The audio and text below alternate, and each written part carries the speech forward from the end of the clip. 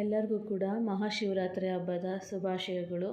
ಎಲ್ಲರಿಗೂ ಕೂಡ ಆ ಶಿವ ಒಳ್ಳೇದು ಮಾಡಲಿ ಅಂತ ಹೇಳ್ತಾ, ಇವತ್ತು ಭಕ್ತಿಯಿಂದ ಶ್ರದ್ಧೆಯಿಂದ ಆದಷ್ಟು ಶಿವನ ಧ್ಯಾನ ಮಾಡಿ ನಿಮಗೆ ಈ ವರ್ಷ ನೀವು ಅಂದ್ಕೊಂಡಿರೋದೆಲ್ಲ ಆಗಲಿ ಅಂತ ಹೇಳ್ತಾ, ನಾನು ಇವತ್ತು ವ್ಲಾಗ್ನ ಶುರು ಮಾಡ್ತಾಯಿದ್ದೀನಿ. ತುಂಬ ತಿಂಗಳಾಗಿತ್ತು ನಾನು ವಿಡಿಯೋ ಮಾಡಿ. ಸ್ವಲ್ಪ ಕಾಲೇಟಾಗಿತ್ತು, ಅದು ಸರ್ಜರಿ ಕೂಡ ಆಗಿತ್ತು. ಹಾಗಾಗಿ ನಾನು ಸ್ವಲ್ಪ ವಿಡಿಯೋ ಮಾಡ್ತಿರ್ಲಿಲ್ಲ. ಆದರೆ ಇವತ್ತು ಶಿವರಾತ್ರಿ ಹಬ್ಬದ ದಿನದಿಂದನೇ ನಾನು ವ್ಲಾಗ್ ಮಾಡ್ತಾಯಿದ್ದೀನಿ. ಇನ್ನು ಕಂಟಿನ್ಯೂ ಆಗಿ ಒಂದೊಂದು ವಿಡಿಯೋ ಮಾಡಿ ಅಪ್ಲೋಡ್ ಮಾಡಬೇಕು ಅಂತ ಅಂದ್ಕೊಂಡಿದ್ದೀನಿ. ನೋಡೋಣ. ಬೆಳಗ್ಗೆನೇ ಎದ್ದು ಸ್ನಾನ ಎಲ್ಲ ಮಾಡಿಕೊಂಡು ದೇವಸ್ಥಾನಕ್ಕೆ ಬೇಗನೆ ಹೋಗಬೇಕಾಗಿತ್ತು. ಆದರೆ ನಾವು ಎದ್ದಿದ್ದು ಕೂಡ ಲೇಟು. ಹಾಗಾಗಿ ಬೇಗ ಹೋಗೋಕ್ಕಾಗಲಿಲ್ಲ. ಅಂದರೆ ನಮ್ಮ ಅಪ್ಪ ಅಮ್ಮ ಇಬ್ಬರು ಕೂಡ ದೇವಸ್ಥಾನಕ್ಕೆ ಹೋಗಿದ್ದಾರೆ. ಈಗ ನಾವು ರೆಡಿಯಾಗಿದ್ದೀವಿ, ಹೋಗಬೇಕು. ಅಷ್ಟರಲ್ಲಿ ನನ್ನ ತಮ್ಮ ಬನ್ನಿ ದೇವ್ರ ಮನೆ ಎಷ್ಟು ಚೆಂದ ಅಲಂಕಾರ ಮಾಡೋನೆ ಅಂತ ತೋರಿಸ್ತೀನಿ. ಸಖತ್ತಾಗಿ ಮಾತ್ರ ಅವನು ಅಲಂಕಾರ ಮಾಡ್ತಾನೆ ದೇವ್ರ ಮನೇನ. ನಮ್ಮ ಮನೇಲಿ ಪ್ರತಿದಿನ ನಮ್ಮಪ್ಪ ನನ್ನ ತಮ್ಮ ಇಬ್ಬರೇ ದೇವ್ರ ಪೂಜೆ ಮಾಡೋದು. ನಾವಂತೂ ಯಾರೂ ಮಾಡಲ್ಲ. ನಾನಾಗಿರ್ಬೋದು, ನಮ್ಮಮ್ಮ, ನನ್ನ ತಮ್ಮನ ವೈಫ್ ಯಾರೂ ಕೂಡ ಮಾಡಲ್ಲ. ಅವರೇ ಪೂಜೆ ಮಾಡೋದು. ಅಲಂಕಾರ ಮಾಡೋದು ಇರ್ಬೋದು, ದೇವ್ರ ಮನೆಗೆ ರೆಡಿ ಮಾಡೋದಿರೋದು ಎಲ್ಲ ಕೂಡ ಅವರೇ ಮಾಡೋದು. ಅದರಲ್ಲೂ ನನ್ನ ತಮ್ಮ ಅಂತೂ ಹಬ್ಬ ಹುಣ್ಣಿಮೆ ಬಂತು ಅಂದರೆ ಕೇಳೋ ಹಾಗೆ ಇಲ್ಲ, ಅಷ್ಟು ನೀಟಾಗಿ ಅಷ್ಟು ಚೆಂದವಾಗಿ ಅಲಂಕಾರ ಮಾಡ್ತಾನೆ. ನೋಡಿ, ಇವತ್ತು ಶಿವರಾತ್ರಿ ಆಗಿರೋದ್ರಿಂದ ಮನೇಲೇ ಇದು ಫ್ಲವರಲ್ಲಿ ಲಿಂಗದ್ದು ಡಿಸೈನ್ ಎಲ್ಲ ಮಾಡಿ ಓಂ ಅಂತ ಎಲ್ಲ ಬರೆದು ಎಷ್ಟು ಚೆನ್ನಾಗಿ ಮಾಡಿದ್ದಾನೆ ಅಂದರೆ ಸಖತ್ತಾಗಿ ಮಾಡ್ತಾನೆ ಅವನು. ದೇವ್ರ ಮನೆ ಅಷ್ಟು ಅಲಂಕಾರ ಮಾಡ್ತಾನೆ. ಅವನಿಗೆ ಟೈಮ್ ಇರಬೇಕು ಮತ್ತು ಚೆನ್ನಾಗಿರೋ ಒಂದಷ್ಟು ಹೂವು ಇರಬೇಕು. ನೀಟಾಗಿ ಮಾಡ್ತಾನೆ. ನಾವು ಕೂಡ ಇಷ್ಟು ನೀಟಾಗಿ ದೇವ್ರ ಮನೆ ಅಲಂಕಾರ ಮಾಡಲ್ಲ. ಏನೋ ಒಂದು ಟೈಮ್ ಆಗುತ್ತೆ ಅಂತ ಹೇಳಿ ಹೂವು ಮುಡಿಸಿ ಕಾಯಿ ಹೊಡೆದು ಪೂಜೆ ಮಾಡ್ತೀವಿ. ಆದರೆ ನನ್ನ ತಮ್ಮ ಆಗಲ್ಲ. ಅವನು ಎಷ್ಟೇ ಟೈಮ್ ಆದರೂ ಕೂಡ ನೀಟಾಗಿ ಅವತ್ತಿನ ಹಬ್ಬ ಏನೇನಿರುತ್ತೆ ಆ ಥರನೇ ಅವನು ಫ್ಲವರಲ್ಲಿ ಡಿಸೈನ್ ಮಾಡಿ ಪೂಜೆ ಮಾಡ್ತಾನೆ. ಈಗ ಪೂಜೆ ಎಲ್ಲ ಮುಗಿಸ್ಕೊಂಡ್ವಿ. ಈಗ ದೇವಸ್ಥಾನಕ್ಕೆ ಹೋಗಬೇಕು. ತುಂಬ ಅಂದರೆ ತುಂಬ ರಶ್ ಅಂತೆ. ನಮ್ಮಮ್ಮ ನೋಡಿದ್ರೆ ಫೋನ್ ಮೇಲೆ ಫೋನ್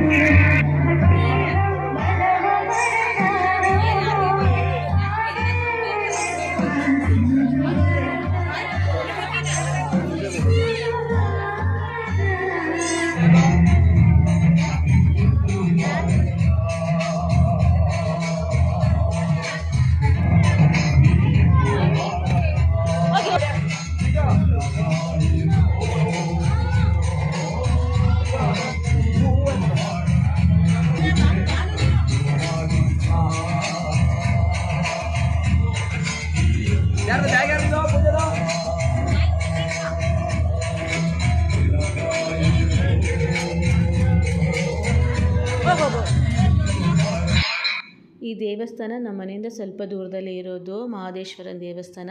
ಇಲ್ಲಿ ಯಾವುದೇ ರೀತಿ ಏನದು ಮೂರ್ತಿ ಇಟ್ಟು ಪೂಜೆ ಅಲ್ಲ. ಇದು ಉದ್ಭವ ಮೂರ್ತಿ, ಅಂದರೆ ಭೂಮಿಲೇ ಇದು ಉದ್ಭವ ಆಗಿರೋದು ಲಿಂಗ. ಅದಕ್ಕೆ ಅವರು ಮುಖವಾಡ ಬೆಳ್ಳಿದೆಲ್ಲ ಹಾಕಿ ಪೂಜೆ ಮಾಡೋದು. ತುಂಬ ಅಂದರೆ ತುಂಬ ಜನ ಬರ್ತಾರೆ. ತುಂಬ ಜನಕ್ಕೆಲ್ಲ ಒಳ್ಳೆಯದಾಗಿದೆ. ಇವಾಗ ಫಸ್ಟೆಲ್ಲ ಇದು ಒಂದು ಕಾಡಲ್ಲಿತ್ತು. ಅಷ್ಟು ಜನಗಳಿಗೆ ಏನು ಪಬ್ಲಿಸಿಟಿ ಆಗಿರಲಿಲ್ಲ.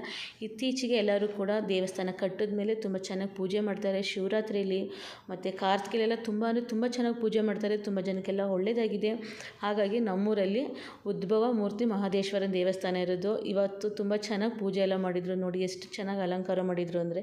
ನಾನು ಅಲ್ಲಿ ಕೇಳ್ತಾ ಇದ್ದೆ ಪುರೋಹಿತರನ್ನ, ನೀವೇ ಮಾಡಿದ್ದೋ ಇಲ್ಲ ಬೇರೆ ಯಾರನ್ನಾದರೂ ಕರೆಸಿದ್ರಾ ಅಂತ.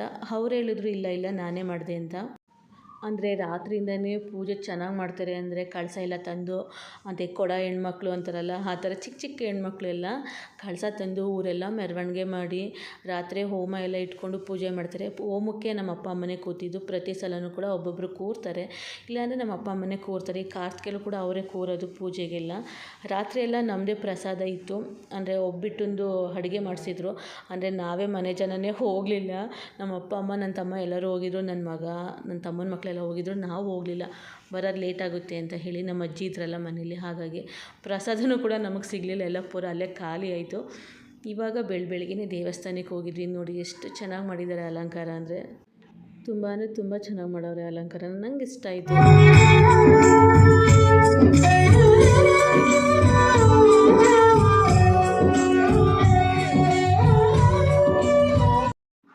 ಇಲ್ಲಿ ನನ್ನ ತಮ್ಮನ ಮಗನ ನೋಡಿ ಕ್ವಾಟ್ಲೇನ ಯಾವ ಥರ ಮೈಕ್ ಹಿಡ್ಕೊಂಡು ಜುಬ್ಬ ಹಾಕ್ಕೊಂಡು ಇವನೇ ಸಾಂಗ್ ಆಡೋ ಒಂಥರ ಆಡ್ತಾ ಕೂತವನು. ಬಿಲ್ಡಪ್ ಬೇರೆ ಇವನು ಬಿಲ್ಡಪ್ ಕೊಡ್ತಿದ್ದ. ಅವ್ನ ಫೇವ್ರೇಟ್ ಒಂದು ಸಾಂಗ್ ಕೂಡ ಇದೆ. ಯಾವುದಪ್ಪ ಅದು ಅಂದರೆ ಸೋತೆ ಹೋದೆ ಅಂತ. ನಾನು ಹಾಡು ಅಂದರೆ ಅವನು ಹಾಡ್ತಾನೆ ಇರಲಿಲ್ಲ.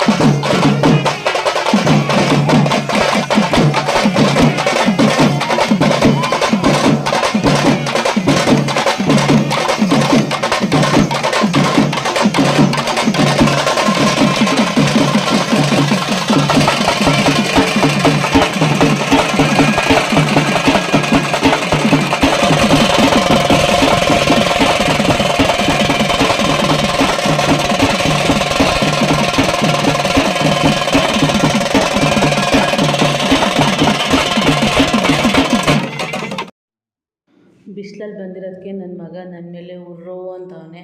ಈ ಬಿಸಿಲು ಟೈಮಲ್ಲಿ ವೀಡಿಯೋ ಮಾಡಬೇಕಮ್ಮ ನೀನು, ಕಟ್ ಮಾಡು ಅಂತ. ಇವನಿಗೆ ಏನಪ್ಪ ಅಂದರೆ ರಜೆ ಟೈಮಲ್ಲಿ ಫುಲ್ ಮಲಿಕಬೇಕು, ಬೇಗ ಎದ್ದೇಳಂಗಿಲ್ಲ ಏನಿಲ್ಲ. ನೋಡಿ ಎಷ್ಟು ಮುಖ ಗಂಟು ಹಾಕೊಂಡವ್ರು.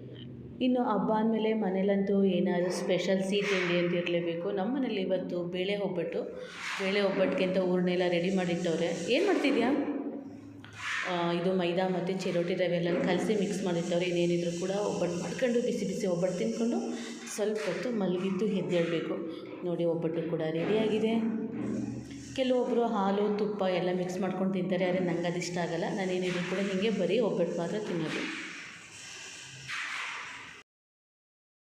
ನೋಡಿ ನನ್ನ ಮಗ ಶಿವರಾತ್ರಿ ಹಬ್ಬದ್ದು ಒಬ್ಬಟ್ಟು ತಿಂದಿರೋದು ಒಬ್ಬಟ್ಟು. ಅಷ್ಟಕ್ಕೇ ಅಮ್ಮ ಹೊಟ್ಟೆ ಭಾರ ಆಗೈತೆ ಅಂತ ಹೇಳಿ ಇಲ್ಲಿ ಥ್ರೆಡ್ ಮಿಲ್ಲಲ್ಲಿ ವಾಕ್ ಮಾಡೋಕ್ಕೇನು ಬಂದವನೇ. ಎಷ್ಟೊತ್ತೈತೆ ವಾಕ್ ಮಾಡಿ ನೀನು? ಬಂದಿರೋದು ಇವಾಗ. ಅಷ್ಟಕ್ಕೆ ಏನೋ 1 ಅವರಿಂದ ಮಾಡ್ತಾಯಿದ್ದೀನಿ ಅಂತ ಬಿಲ್ಡಪ್ ಕೊಡ್ತಾವನೆ. ನೋಡಿ